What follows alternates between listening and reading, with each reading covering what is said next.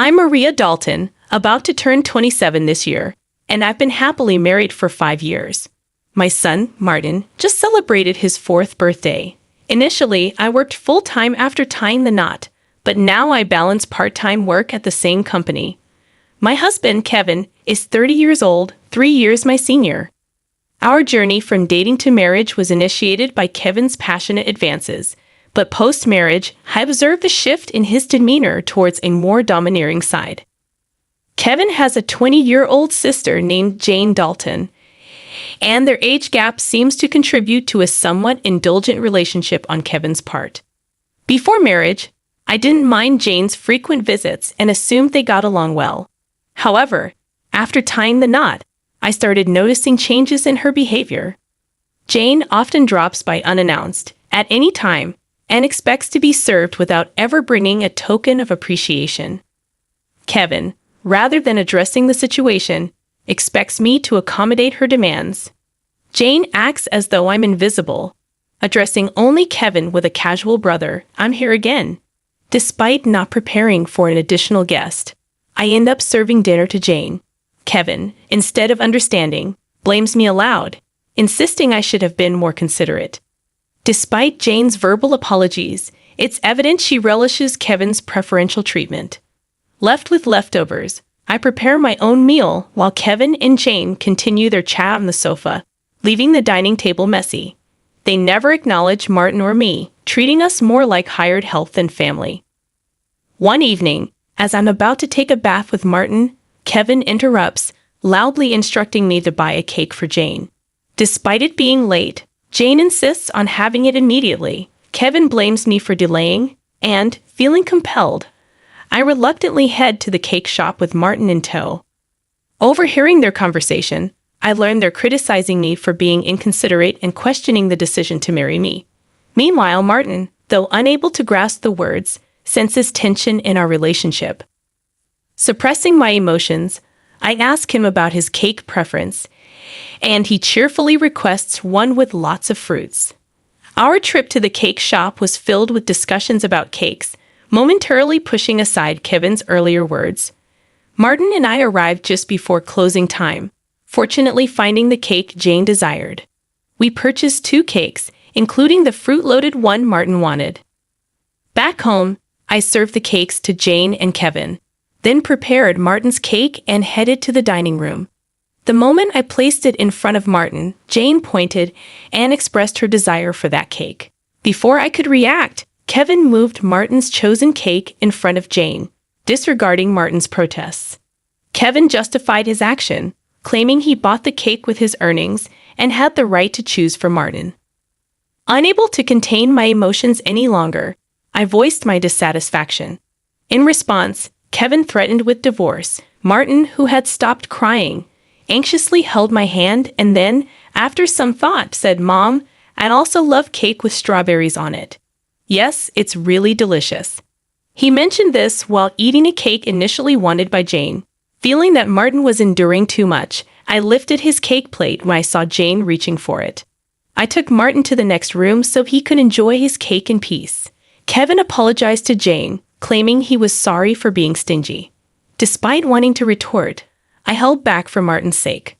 Watching Martin innocently enjoy his cake was a heartwarming sight. After finishing the cake, we decided to have a late bath and sleep in Martin's bed. The next morning, I discovered Jane had already left. As I prepared breakfast, I heard Martin crying. Shockingly, his piggy bank, a gift from my father, was broken, and the saved money was gone. Martin, who always said goodnight to the piggy bank, was left heartbroken. When I questioned Kevin about it, he casually mentioned that Jane needed some money, so she took it from the piggy bank. Holding a crying and shaken Martin, I felt his pain so acutely that I cried with him. It was painful to witness Kevin prioritizing and caring for his sister more than our son. Expressing my anger and sadness, I confronted Kevin, breaking my usual silence on arguments in front of Martin. Kevin, without a word, went to the bedroom and returned with something shocking in hand: divorce papers. I discovered the hidden divorce papers that Kevin had tucked away somewhere I didn't know.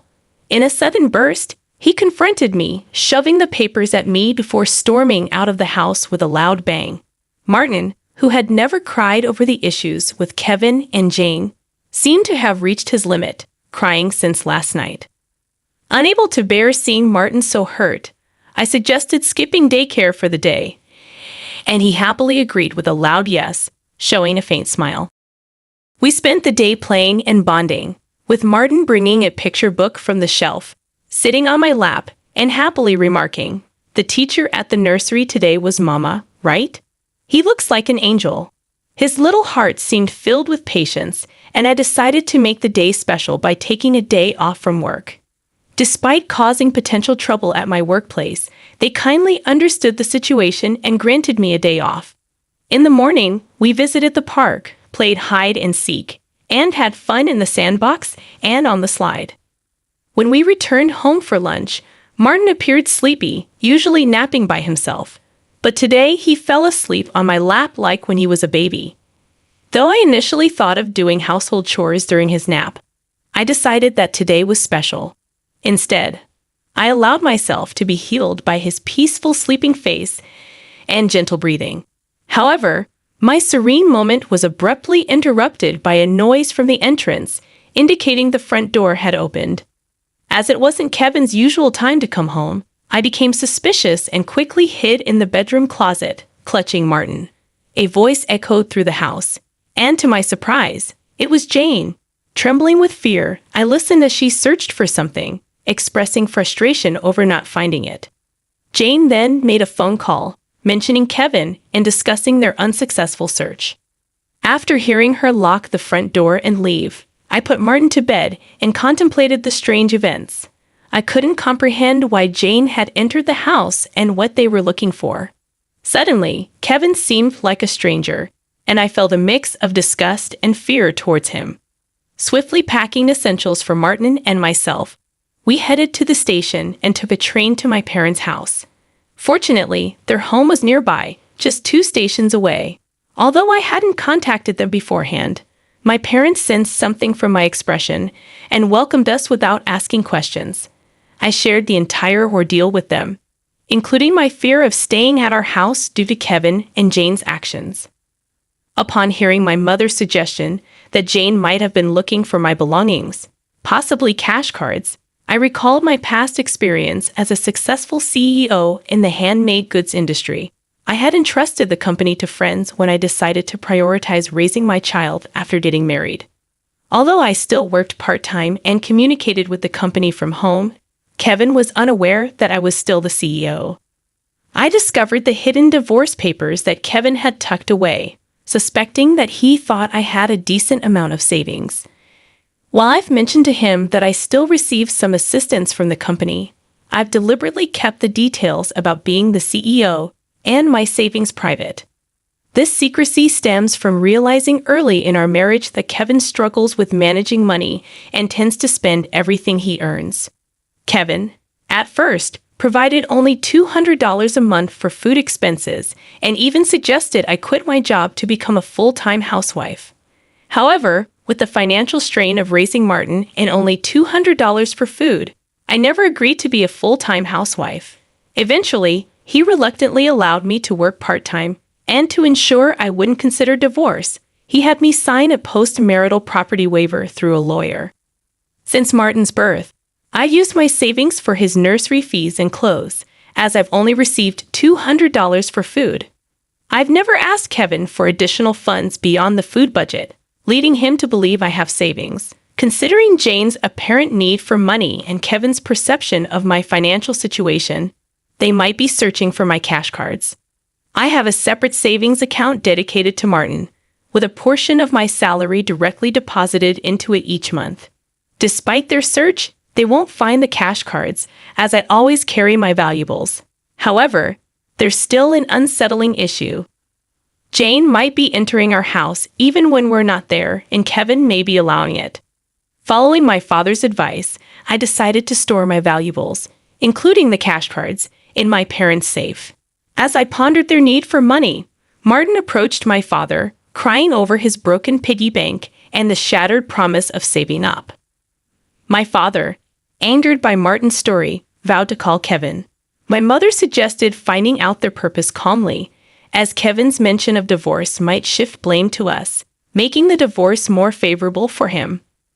To ascertain their purpose, I decided to record their conversation, consulting a lawyer who was a friend of my father's. Returning home, I began cooking dinner, keeping my phone screen down to record secretly. Kevin arrived home, surprising me by immediately asking about my cash cards.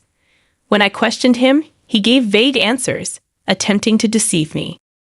When I remained silent, Kevin grew agitated and demanded all my part-time money for his sister. Refusing, I explained it was from Martin's savings.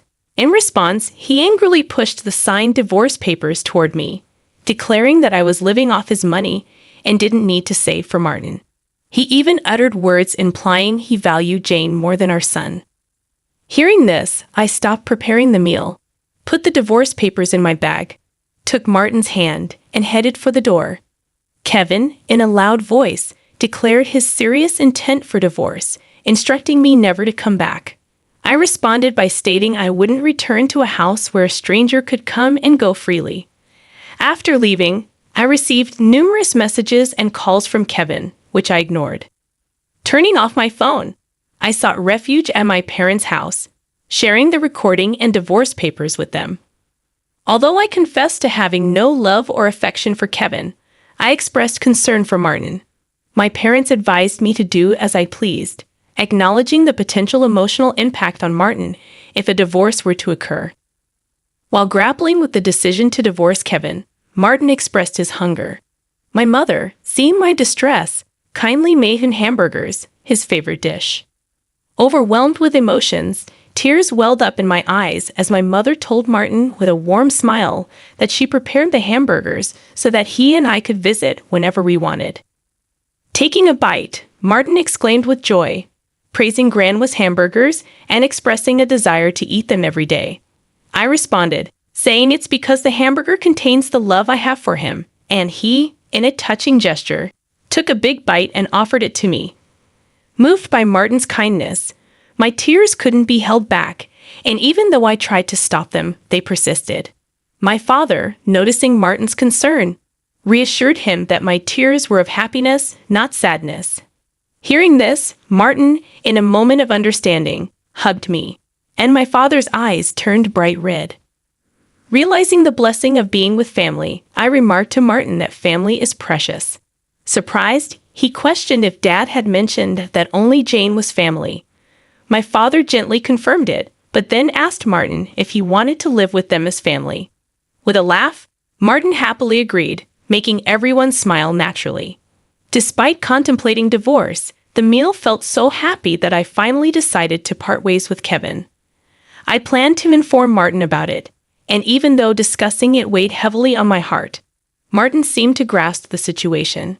Happily, he expressed the desire to live as a family, embracing the pet dog and calling him his younger brother despite the dog being older. Preparations for the divorce began, starting with contacting a lawyer who was a friend of my father. The next day, we formalized the contract, and my father and Martin shared comforting laughter while I laid in bed, reminiscing about my childhood. The following day, upon checking my smartphone, I found over 200 calls and messages from Kevin, showcasing his emotional instability. Exhausted, I turned off my phone, and with the lawyer's assistance, we explained the situation to my parents. Jane had accumulated significant debt from a casino and shopping addiction, and Kevin acted as her guarantor, planning to use my savings. The lawyer confirmed that the divorce papers had already been submitted, and Kevin sobbed upon realizing it was finalized. Despite expecting disagreements about child support, he signed a pledge to pay $340 to Martin every month. In a subsequent call from Kevin, his tone lacked aggression, and he calmly admitted to financial manipulation and explained his complex feelings toward Jane. I firmly asserted my decision not to reconsider and heard his faint sobbing before he wished me happiness and hung up.